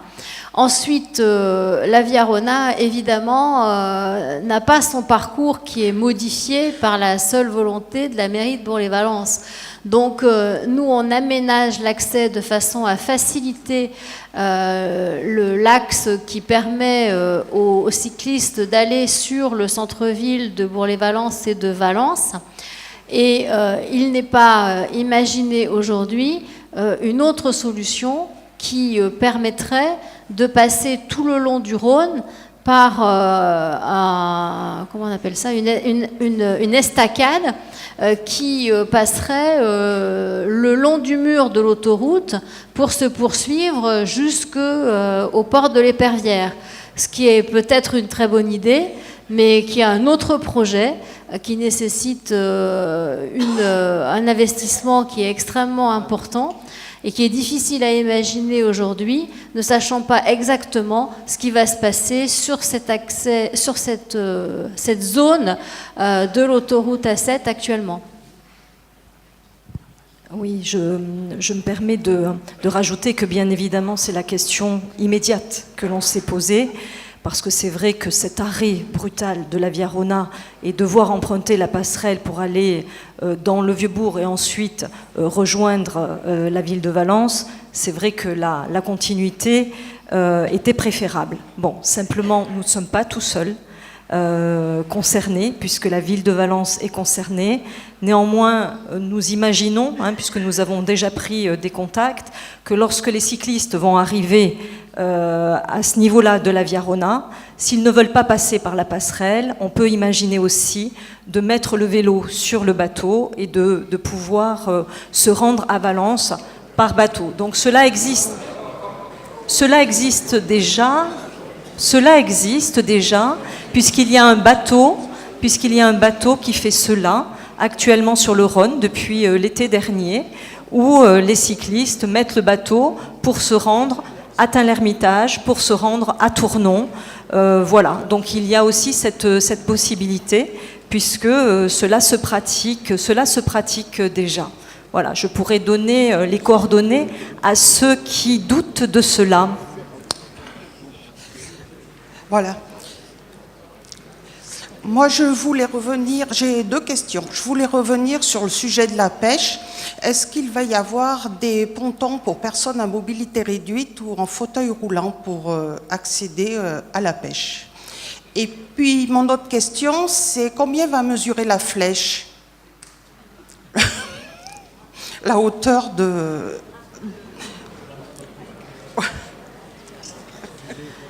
Alors, concernant les personnes handicapées, vous avez vu que l'ensemble des cheminements sont accessibles aux personnes handicapées. Donc ça, c'est un plus extrêmement important qui va permettre à chacun de choisir le chemin qui lui convient pour utiliser tel chemin ou tel autre chemin, y compris accéder à la passerelle. Et il y aura effectivement des pontons, et ces pontons seront naturellement accessibles aux personnes à mobilité réduite, puisque la pente qui a été réaménagée via le paysage est en pente douce et permet cet accès.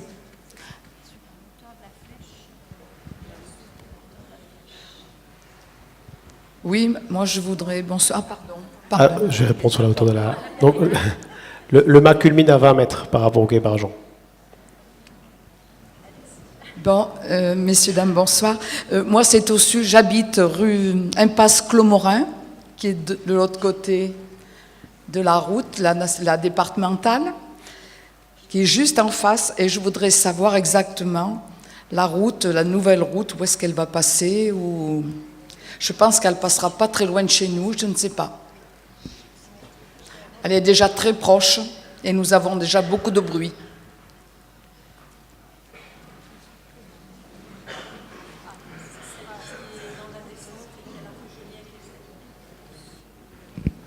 Bonsoir. Alors, l'impasse du Clomorin, je m'exerce au pointeur, là. Donc, ici, vous êtes beaucoup plus... Ouais. Voilà. Ça y est, j'y suis. Vous êtes de ce côté-là. Donc, de ce côté ici, vous êtes donc en amont de la passerelle. Donc, toute la RD qui est le long du théâtre, qui passe derrière le théâtre, là, va être requalifiée. Donc, en parkway, comme l'a précisé Monsieur Lorégance tout à l'heure. Donc, elle sera à peu près à ce niveau-là, au même niveau qu'elle est aujourd'hui. Elle ne bouge pas à cet endroit-là. Et c'est donc après le théâtre, dans le virage ici, qu'elle descend sur la rue Kayser.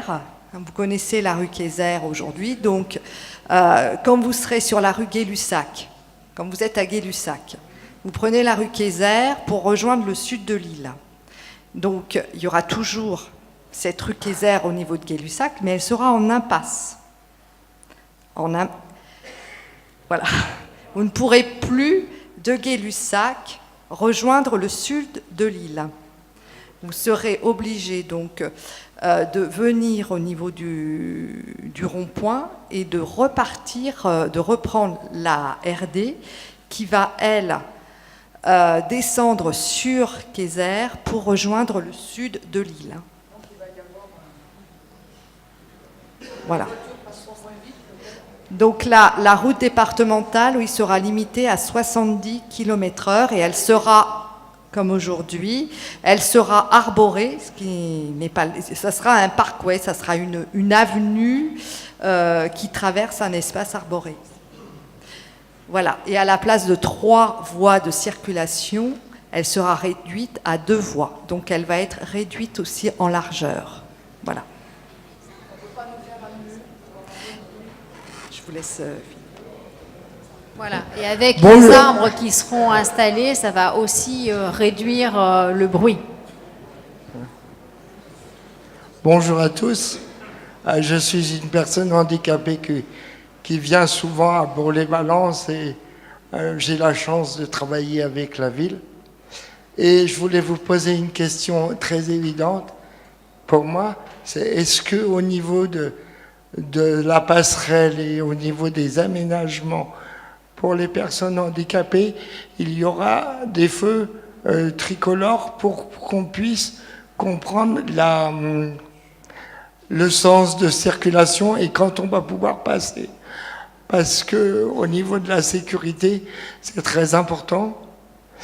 Et je voulais vous dire que pour moi, participer à des réunions comme ça pour l'accessibilité, c'était vraiment très important.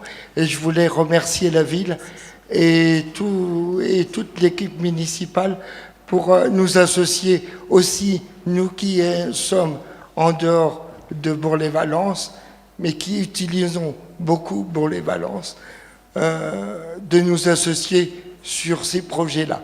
Merci beaucoup à la ville et merci beaucoup à tout le monde de m'avoir écouté. Au revoir.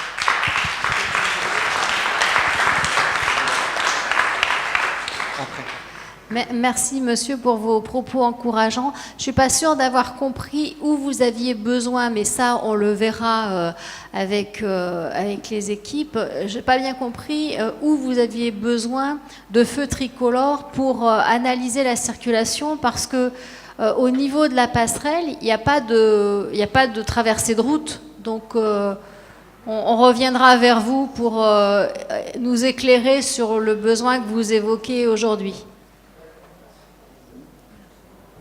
De toute façon, on en parlera à la commission accessibilité, puisque vous en faites partie, Madame Colomba aussi, et puis Fabrice Bertoli, qui est mon élu, que vous connaissez, qui lui aussi est en situation de handicap.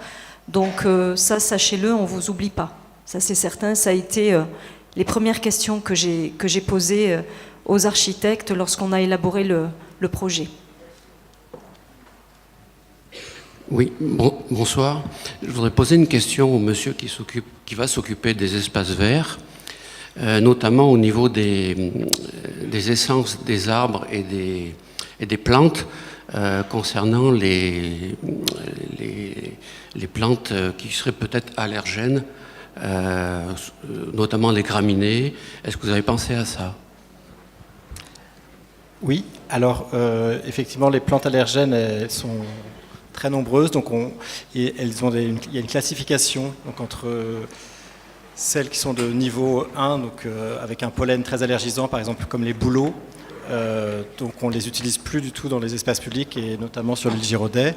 Les prairies de graminées, ici on n'en aura pas puisqu'on est plutôt sur de la pelouse fauchée régulièrement. Et par contre, on va utiliser certaines essences d'arbres, notamment comme certains chênes, qui sont plutôt de catégorie 3 ou 4, donc qui ont un pollen légèrement allergisant, mais pas aussi fort que peut l'être les bouleaux, la famille des bétulacées. Et effectivement, tout ce qui est la famille des armoises, toutes les plantes vivaces aussi qui ont un fort pourcentage allergisant dans leur pollen ne seront pas utilisées. Par contre, du coup, on va utiliser des plantes un peu plus ornementales qui pourraient paraître un peu exotiques par rapport à la ripisylve naturelle du Rhône, mais c'est aussi ce qui fait l'atout d'un parc en milieu urbain, c'est de lier l'aspect naturel le long du fleuve en travaillant la végétation existante et puis aussi en apportant de nouvelles essences. Mais les questions allergènes nous préoccupent sur tous les sujets. Bonsoir. La présentation de ce soir correspond au projet de l'équipe municipale. Nous en parlerons au prochain conseil municipal. Cependant, maintenant que le projet est affiné, il serait peut-être bon que vous nous donniez quelques indications quant au budget et au financement par la ville et ses partenaires de tout cela.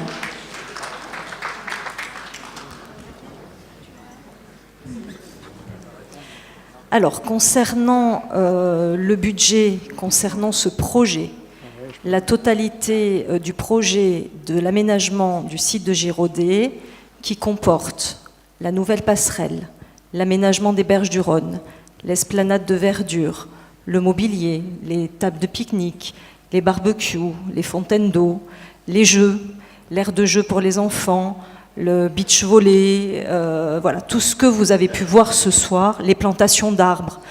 Qu'est-ce que j'oublie? Voilà, le projet est conséquent. Le projet coûte 7 millions d'euros, tout compris. Je voudrais simplement rappeler que malgré ce que les détracteurs peuvent dire, la passerelle ne coûte pas 7 millions d'euros. Et ça, je voudrais qu'on mette fin à cette rumeur qui est fausse, qui est un tissu de mensonges et de méconnaissance du dossier. Donc la totalité du projet de Girodet est de 7 millions d'euros. Alors, au niveau du financement, parce que vous pensez bien que c'est quelque chose qui nous importe, c'est votre argent, ça on l'oublie jamais, ça je peux vous l'assurer, et je parle sous l'œil avisé de mon adjointe aux finances qui est pire que moi en la matière. Marquez, je pense qu'on est pareil, hein, mais bon. Et je dois dire que, bien sûr, nous allons chercher des financements. Certains financements sont déjà actés, puisque nous allons obtenir des financements de la CNR, nous allons obtenir des financements... En fait, nous avons fait des demandes. Hein, nous avons fait des demandes auprès du Conseil régional. Nous sommes en pourparlers avec l'État. Mais l'État, aujourd'hui, avec ce qui se passe en haut lieu, je pense que lorsque je verrai l'argent tomber, puisque j'avais négocié quand même 6 millions d'euros, qui étaient actés, et aujourd'hui, il y a un gros point d'interrogation là-dessus, parce qu'on remet tout en cause, même les choses qui ont été actées. Bien. Néanmoins, on ne s'est pas arrêté là. Moi, je ne fais pas un projet avec des incertitudes de subvention. Si on a lancé ce projet, c'est parce qu'en autofinancement, on peut le faire. Voilà. Et malgré ce qu'on nous annonce, les baisses de dotation de l'État, plus de taxes d'habitation, parce que nous allons perdre quand même à Bourg-les-Valences 2 400 000 euros. Comme vous le savez, je baisse toujours les taux d'imposition de la commune. Je continuerai à le faire parce que ça, c'est une promesse que je vous ai faite. Donc moi, je ne reviens jamais sur mes promesses et je ne trouve pas le prétexte parce que l'État va nous assommer. Avec tout ce qui nous est annoncé, c'est vrai qu'on pouvait se poser la question. Donc nous avons un autofinancement qui nous permet de financer ce projet sans les subventions, mais nous allons quand même aller chercher des subventions parce que cela va alléger notre budget. Et je fais voter au prochain conseil municipal de septembre une délibération pour du mécénat, parce que nous allons aller chercher l'argent chez les privés également, puisqu'il y a des entreprises aussi qui pourront bénéficier de déductions fiscales tout en participant au projet, et ça nous permettra de valoriser aussi ces entreprises qui vont nous aider à financer ce projet. Mais on n'attend pas après ça. Voilà, je voulais quand même vous rassurer sur ce point, et j'espère que je vous ai éclairé, que je vous ai rassuré, ce qui n'empêchera pas de faire d'autres projets de la ville, hein, parce que moi, nous avons les arbitrages budgétaires qui vont arriver, et c'est pas parce que dans la balance vous avez un projet de Girodet de 7 millions d'euros que le reste ne se fera pas. Alors on ne peut pas tout faire hein, sur toute la ville, hein, attention, voilà. Mais on a fait par ordre de priorité, on fait aussi les projets qui n'ont pas été sécures depuis un certain nombre d'années, c'est vrai. Donc on est en train de remettre à plat depuis 3 ans ce qui se faisait avant, ou plutôt ce qui ne se faisait pas avant, et que l'on a pris en main, et on fait par ordre de priorité. Et chaque année, eh bien, nous regardons au travers du budget ce qu'il est possible de faire. Mais tout ce qui concerne votre sécurité, ça je peux vous l'assurer, c'est notre priorité.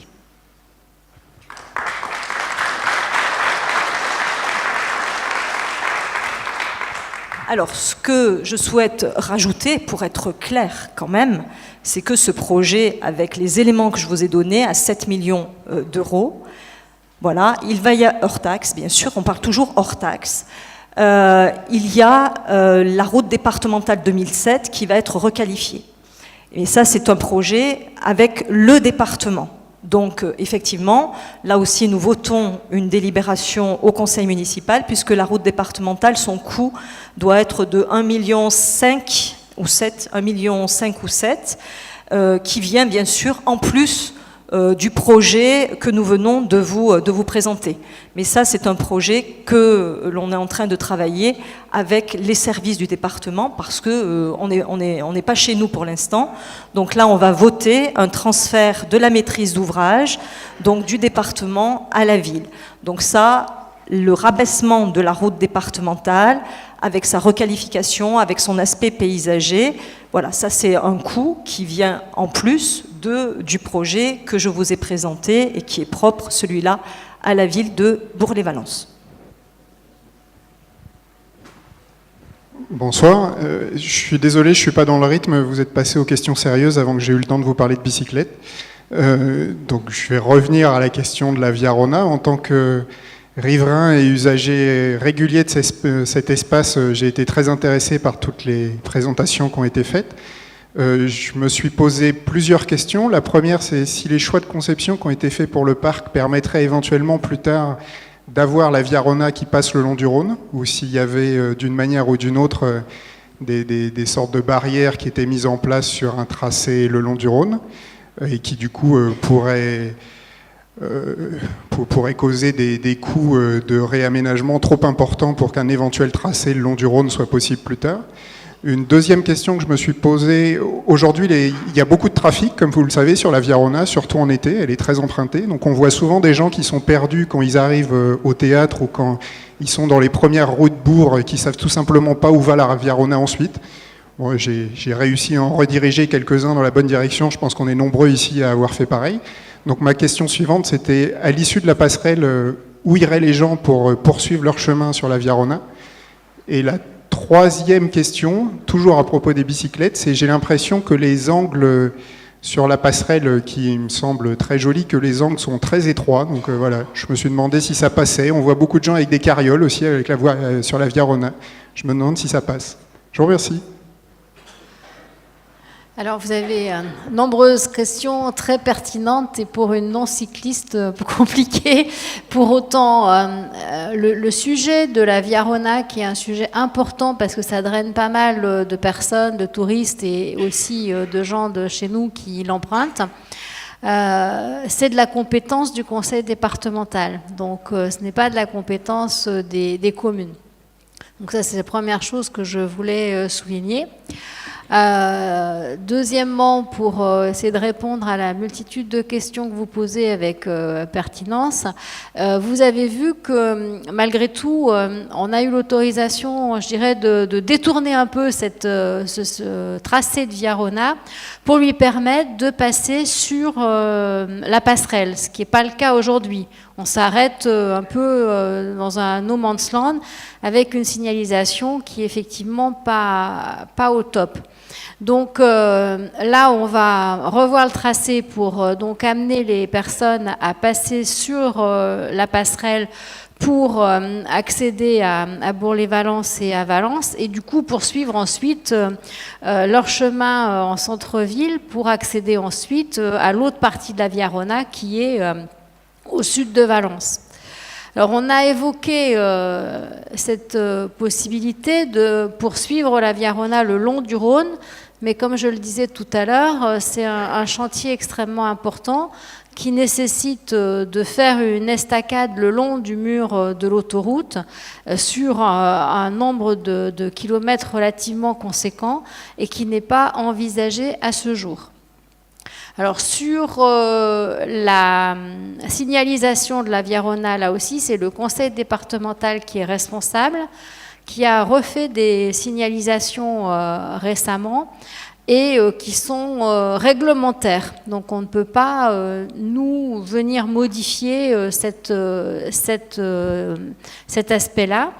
Mais bon, malgré tout, avec tous les aménagements que l'on va faire, on pourra quand même, bien évidemment, faire une information complémentaire à l'information officielle sur le circuit à emprunter.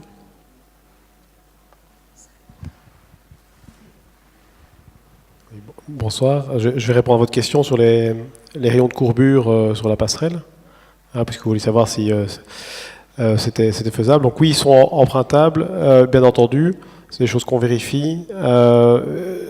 Maintenant, le demi-tour à 180 degrés au niveau de la rampe du côté quai Barjon, à vélo, on ne peut pas la prendre plein pot, c'est logique. Mais c'est fait exprès aussi, parce que ce n'est pas une passerelle uniquement pour les cyclistes, c'est une passerelle pour tout le monde. Et donc on souhaite pas que les vélos aillent à toute vitesse, au détriment des piétons et et des poussettes et des autres usagers. Donc c'est un espace partagé qui est fait pour le vélo, mais qui est fait également pour les autres usagers. Oui. Et sinon, pour une modification à long terme du tracé de la Via Rona au sud de l'île Giraudet, donc en empruntant une estacade le long de l'autoroute, je ne vois pas de contre-indication à long terme à faire changer le tracé de la Via Rona, puisqu'on a des cheminements qui vont desservir la base nautique. Donc après, il y aura un petit aménagement à prolonger, mais effectivement, je pense que c'est plutôt sur du long terme. Bonsoir. Une question côté Barjon, est-ce que ça va supprimer des places de parking? Et si oui, combien? Et est-ce qu'elles vont être remplacées? Alors, effectivement,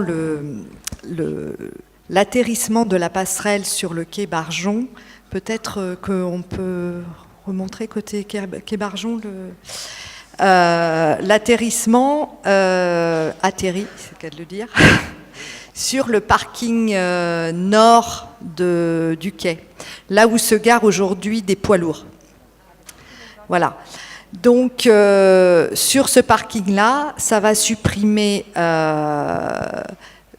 5 places de stationnement et 2 places de poids lourds qu'on va pouvoir retrouver sur le parking sud côté école Barthelon, puisque en réaménageant le parking, on peut l'optimiser et retrouver les places qu'on a perdues au nord. Donc, pour ce qui concerne les véhicules légers, on ne perd pas de place de stationnement. Voilà.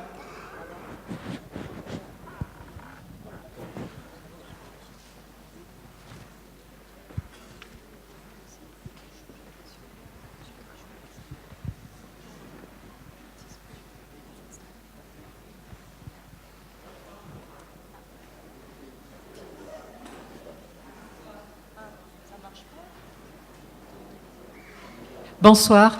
Dans le prolongement de cette question, moi je suis séduite par ce projet, mais justement au niveau des parkings et de l'accessibilité des gens de Valence, de Bourg-les-Valence, il y a des bus certes, mais ce manque vraiment important de parking, me semble-t-il, pour faire venir des gens un peu de l'extérieur. Voilà, ça c'est une question. Une deuxième question. Avez-vous pensé à l'impact de crues possibles du Rhône? On sait ce que ça a donné comme résultat au bassin des Joutes. Et je n'ai pas bien compris, d'après les plans, si on gardait la digue actuelle, à la hauteur actuelle, ce qui me semble complètement obligatoire pour éviter toute catastrophe. Et enfin, troisième question, c'est justement le bassin des Joutes. Il ne me semble pas que vous ayez parlé d'une réhabilitation, mais j'ai peut-être eu un instant d'inattention. Merci. Alors, concernant les problèmes de stationnement du Vieux-Bourg, comme d'autres endroits de la ville, surtout pour les quartiers qui se situent en limitrophe de la ville de Valence, nous engageons une politique de stationnement. J'ai demandé au service à ce qu'on y travaille rapidement, parce qu'on s'aperçoit que ce soit au Vieux-Bourg, que ce soit à la Côte Saint-Pierre, que ce soit aux abords de Chauny, nous avons des voitures ventouses. Pourquoi? Parce que eh bien, ce sont des pendulaires qui viennent se garer là à longueur de journée, parce que le stationnement à Bourg-les-Valence est gratuit et que les Valentinois ou les personnes qui travaillent à Valence eh bien, viennent occuper les places où les Bourquins pourraient stationner, parce que nous laissons le stationnement gratuit à Bourg-les-Valence. Donc nous allons engager cette politique de stationnement. C'est pas évident. C'est pas évident parce que nous allons bien sûr interdire ensuite les voitures sur les trottoirs. Il va falloir réglementer tout ça. On est en train de se poser la question si pour les riverains, il y aura des macarons spécifiques. En tout cas, ça sera toujours gratuit, ça je peux vous l'assurer. Donc, pour que cela libère des places de stationnement pour satisfaire les Bourquins. Voilà, tout simplement. Ça, c'est pour la politique de stationnement. Concernant et vous serez informés, puisque nous ferons des réunions pour vous informer de ce nouveau dispositif. Concernant le bassin de joute, c'est vrai que nous ne l'avons pas évoqué. Aujourd'hui, nous avons un bassin de joute qui est envasé, puisqu'il y a eu un lâcher d'eau par EDF, il y a déjà plus d'un an ou 2 ans. Et nous avons lancé une procédure. Nous travaillons là-dessus en lien avec la CNR, qui elle aussi a intenté une procédure. Donc ça, c'est parti chez les avocats. Ensuite, ce bassin de joute, compte tenu de son envasement, il y a toute une réglementation environnementale qui est liée à la faune, à la flore, etc. Et pour pouvoir le désenvaser, déjà, il fallait savoir s'il y avait des sédiments qui étaient pollués, parce que qui dit sédiments pollués, il faut qu'il y ait une extraction de ces sédiments qui soient transportés par transport spécialisé, je ne sais plus où, dans le sud voilà, ils sont transportés pour pouvoir les évacuer, ce qui a un coût très important, parce que le rejeter dans le Rhône, eh bien, il faut avoir une dérogation, je dirais, un peu spéciale, même si cela s'est déjà fait. Et nous avons dû faire un dossier à la DREAL, à la Direction régionale de l'environnement, qui a mis des mois pour étudier notre dossier, et heureusement, là, pendant cet été, ils nous ont dit que notre dossier était recevable. Mais ça a été de la négociation, ça a été des discussions, ça a été très compliqué. Donc déjà, notre dossier est recevable, il va être étudié. Moi, l'objectif, c'est qu'on arrive à désenvaser ce bassin de joute. On peut désenvaser que l'hiver. Donc c'est de désenvaser cet hiver 2018, de façon à ce que les joutes puissent évoluer sur le bassin en été 2018. Voilà, en tout cas, nous mettons tous les moyens qui sont à notre possession pour que cela se passe. Alors ça va avoir un coût, ça aussi. Donc ça aussi, c'est inclus dans tout ce coût qu'on vous a annoncé, parce que si j'attends le résultat de la procédure que l'on a intentée, vous savez ce que ça fait avec les avocats, il va y avoir des recours, etc. Et puis au calendrier grec, on y sera encore. Donc nous, ce qu'on veut, c'est aller vite, parce que les joutes, c'est l'identité du Rhône, et c'est tout l'intérêt aussi de notre projet Girodet. Voilà. Donc sachez qu'on est à fond sur ce dossier. Sur l'autre question, je vais laisser les spécialistes s'exprimer. Simplement dire que globalement, on ne touche pas aux berges et on ne touche pas à la digue. Donc l'aspect inondation reste, je dirais, contenu par le fait que nous ne touchons ni à la digue, ni qui est près du bassin de joute, ni aux berges, à l'exception de l'esplanade qui effectivement s'ouvre plus qu'aujourd'hui. Mais pour le reste, on n'a pas de contre-indication particulière. Je sais pas si...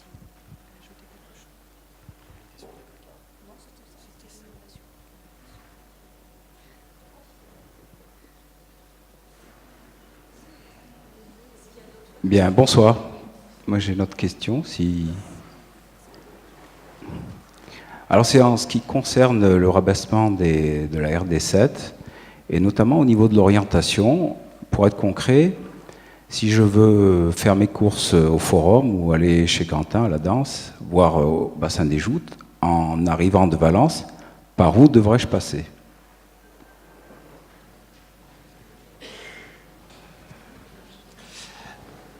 Bonsoir. Donc, si vous arrivez de Valence, vous aurez un tourne à gauche pour aller sur la partie sud de l'île Girodet.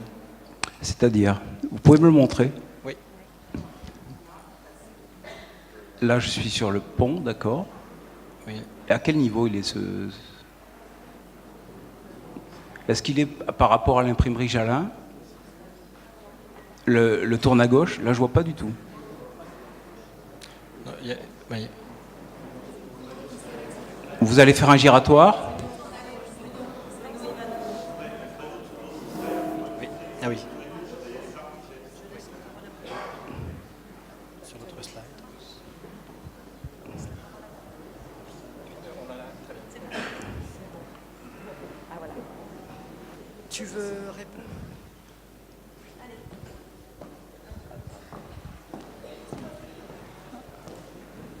Oui, bonsoir. Bonsoir. Donc, quand on va venir du sud, on passe sur l'autopont en venant de Valence Sud. Et en arrivant en face du forum, il y aura une voie de tourne à gauche qui permettra de traverser, de tourner à gauche directement pour arriver à Giraudet Sud. D'accord. Voilà, sur cette partie-là.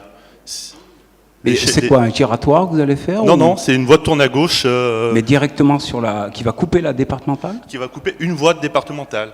On ne coupe pas deux voies, on ne fait pas de traversée complète pour la sécurité. On arrive, il y a une zone de stockage où il y aura 4-5 véhicules qui pourront se garer. Ils tournent, donc s'il y a 3 voitures qui se garent, elles seront en sécurité. Ça permettra au flux de circulation de s'écouler normalement. Et puis, quand il n'y aura pas de voiture qui arrivera en face, mais il n'y a pas de problème à ce niveau-là. Et donc, la route goudronnée qui est à côté de Jalin, elle va être supprimée ou on va l'utiliser? Non, elle va être utilisée justement pour faire l'entrée sud de Giraudet. C'est ça. Et quand on sortira de Giraudet, on pourra, par cette rue-là, on pourra tourner que sur la droite pour aller en direction du sud. Et quand quand on aura besoin de retourner au nord, on passera sur l'allée André Revol comme actuellement. On passe sous l'autopont et on va reprendre la rue Julien Causer comme actuellement, mais elle va se raccorder sur la RD qui aura été déviée. Donc là, il y aura des différences de niveau qui seront reprises, il y aura des rampes qui seront réalisées, mais ça permet de traverser. On ne traversera plus la voie, deux voies de circulation. Ça veut dire qu'on aura un accès plus direct au sud qu'à l'heure actuelle? Oui. D'accord. Oui. En fait, les deux poches, ça fait deux entités, une entité nord et une entité sud, et un lien mode doux uniquement pour relier ces deux pôles. Voilà. Merci.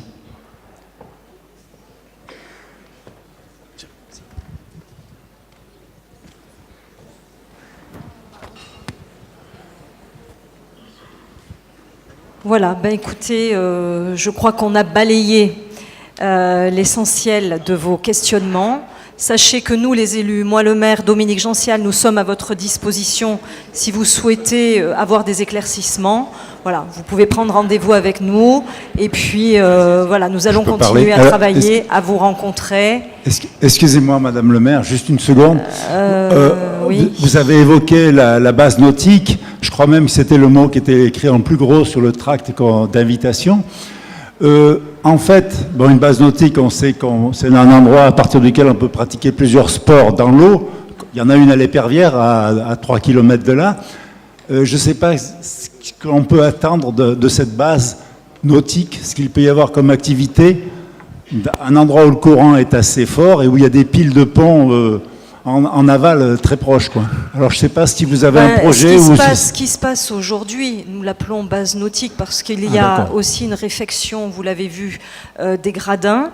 À terme, nous en avons discuté puisque nous avons eu une réunion avec toutes les associations que j'ai citées tout à l'heure, pas plus tard qu'il y a la semaine dernière ou il y a 10 jours, où nous avons imaginé ensemble ce que l'on pourrait faire.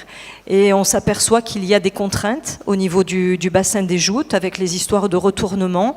Donc ils nous ont fait part des contraintes. C'est pour ça que nous travaillons toujours avec les habitants et avec ceux qui sont concernés parce qu'on n'a pas la science infuse, on ne connaît pas tout. C'est ce que nous avons souhaité faire. Il y a eu des propositions aussi.